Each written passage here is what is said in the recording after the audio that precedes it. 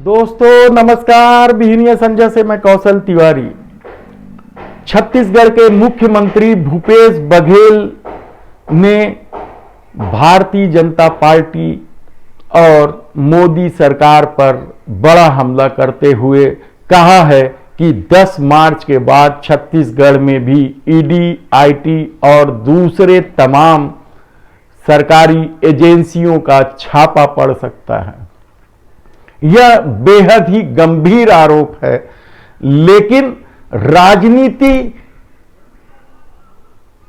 के तहत इसे नकारा भी नहीं जा सकता, क्योंकि 2014 के बाद से जिस तरीके से असहमति के स्वर को दबाने के लिए मोदी सत्ता ने जिस तरीके से लोगों को परेशान करना शुरू किया है, विरोधियों को परेशान शुरू किया है, आरटीआई एक्टिविस्टों को परेशान करना शुरू किया है, उसमें भूपेश बघेल का यह आरोप गलत भी नहीं है। आप याद कीजिए बंगाल चुनाव के पहले किस तरीके से ममता बनर्जी के पार्टी के लोगों के साथ व्यवहार किया गया था। आप याद कीजिए उत्तर प्रदेश चुनाव के ठीक पहले किस तरीके से, मतदान के ठीक पहले किस तरीके से कन्नौज में इत्र व्यापारी के घर छापेमारी की गई थी। महाराष्ट्र में किस तरीके से वहां के मंत्री नवाब मलिक के साथ पूछताछ और हिरासत और गिरफ्तारी तक की कार्रवाई की गई है। आप लगातार कर्नाटक, आप किसी भी राज्य के चुनाव के पहले की स्थिति आप देख लें तो आपको लगेगा कि इस देश में राजनीति को किस तरीके से खदेड़ा जा रहा है, खेला जा रहा है, और जिसकी लाठी उसकी भैंस की कहावत को चरितार्थ करने की कोशिश की जा रही है। तब सवाल यह है कि क्या छत्तीसगढ़ के मुख्यमंत्री भूपेश बघेल का आरोप सिर्फ राजनीतिक है? यकीन मानिए, भूपेश बघेल और उसकी टीम के खिलाफ पहले भी इस तरह के छापामारी की कार्रवाई की गई और प्रोपोगंडा किया गया कि करोड़ों रुपए बरामद हुए, ये हुए, वो हुए, लेकिन आज तक क्या कुछ कार्रवाई हुई उस पूरे मामले में किसी को पता नहीं है। हर राज्यों में चुनाव के पहले इस तरह की कार्रवाई के परिणाम क्या होते हैं यह किसी को पता नहीं है। असहमति के स्वर को दबाने की कोशिश में जेएनयू जैसे संस्थान तक को बदनाम करने की कोशिश की गई, उसे हाशिए में डालने की कोशिश की गई और पूरे के पूरे विरोध के स्वर उठाने वालों पर हिंदुत्व विरोधी, राष्ट्रद्रोही के तमगे टांगे गए। लेकिन न्यायालय में जिस तरीके से फैसले आते रहे हैं वह साफ कहता है कि कहीं न कहीं राजनीतिक दखलंदाजी की वजह से उन लोगों को परेशान किया जाता है जो इस देश के मुद्दे उठाते हैं। आखिर पेट्रोल और डीजल में खून निचोड़ने वाला टैक्स वसूल कर सरकार क्या निर्माण कर सकती है इस देश का? क्या सेंट्रल विस्टा बना देने से इस देश की गरीबी दूर हो जाएगी? आप एक तरफ चीन का विरोध करते हैं, दूसरी तरफ सरदार पटेल की मूर्ति और स्वामी रामानुज की मूर्ति के लिए चीनी इंजीनियरों के सहारे काम करते हैं। आप एक तरफ स्वाभिमान भारत की बात करते हैं, आप एक तरफ किसानों के हित की बात करते हैं और दूसरे तरफ 700 किसानों की आंदोलन के दौरान मौत पर चुप्पी ही नहीं ओढ़ लेते हैं, बल्कि उन लोगों को संरक्षण देते हैं जो किसानों को अपनी गाड़ियों तले रौंद देते हैं। तब सवाल यह है कि पेट्रोल और डीजल में यदि वर्तमान में टैक्स नहीं बढ़ाया जा रहा है तो क्या सिर्फ यूपी चुनाव के लिए है?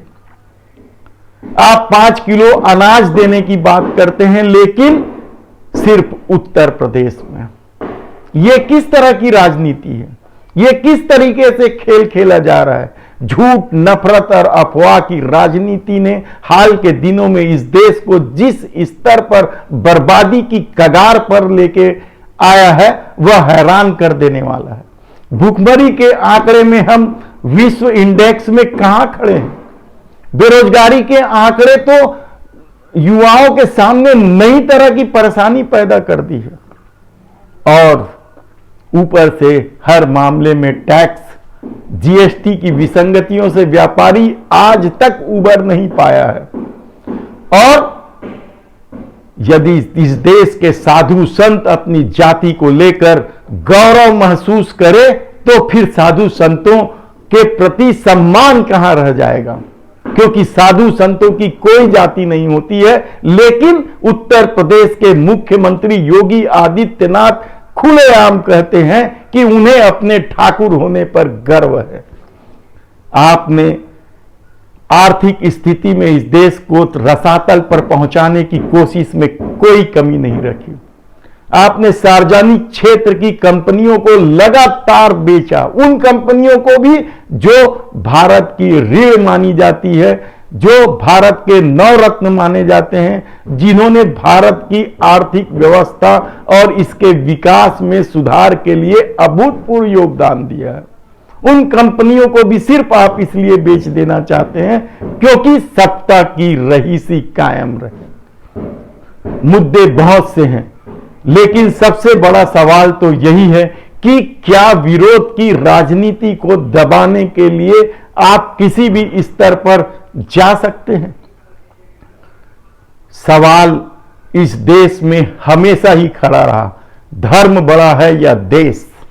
यकीन मानिए, इस देश को उन्हीं लोगों ने तैयार किया, उन्हीं लोगों ने विकास के नए पथ पर अग्रसर किया, जिन्होंने धर्म को किनारे कर इस देश के संविधान की रक्षा के लिए अपना सब कुछ न्यौछावर किया।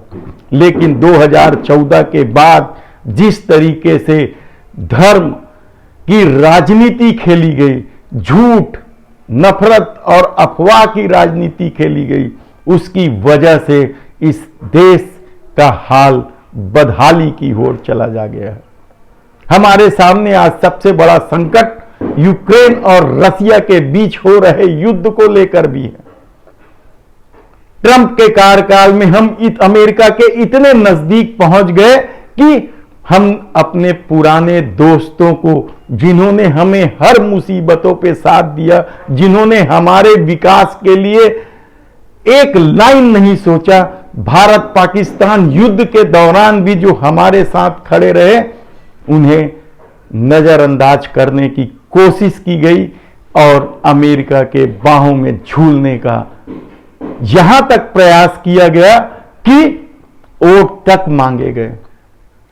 तब सवाल यह है कि आज की स्थिति में भारत के सामने सबसे बड़ी चुनौती इस युद्ध में अपनी भूमिका को लेकर है। अमेरिका पहले ही भारत को लेकर कई तरह के उटपुटांग बयानबाजी कर चुका है। जब हमने हथियारों के लिए रसिया से सौदा किया तो अमेरिका को यह नापसंद था। आज भी भारत की चुप्पी को लेकर अमेरिका असहज है और हमारे सामने दिक्कत यह है कि रसिया हमारे सबसे पुराने मित्र हैं और हमारे हर जरूरत के वक्त में हमारे साथ खड़ा रहा है। आज पाकिस्तान रसिया के साथ जाके खड़ा हो गया। हम कांग्रेस नेता राहुल गांधी के इस बयान को हंसी में टाल दें कि मोदी सरकार की नीति के कारण चीन और पाकिस्तान की नजदीकियां बढ़ी हैं। मोदी सरकार की नीति के कारण पाकिस्तान और रसिया की नजदीकियां बढ़ी है। लेकिन सच तो यह है कि विदेश नीति के मामले में भी मोदी सरकार बहुत ज्यादा सफल नहीं रही है। ऐसे में सवाल उत्तर प्रदेश के चुनाव को लेकर भी है, वहां होने वाले मतदान को लेकर भी है। क्या सिर्फ धर्म के आधार पर वोट पाकर सत्ता अच्छे ढंग से चलाई जा सकती है। यह उदाहरण है इस देश का कि इस सत्ता के सामने मध्यम वर्ग महंगाई के कारण परेशान है, बेरोजगारी के कारण युवा परेशान है और किसानों की परेशानी तो पूरी दुनिया ने देखा है।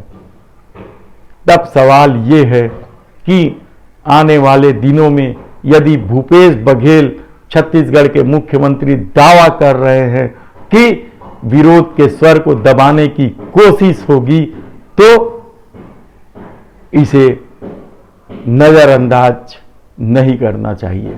धन्यवाद।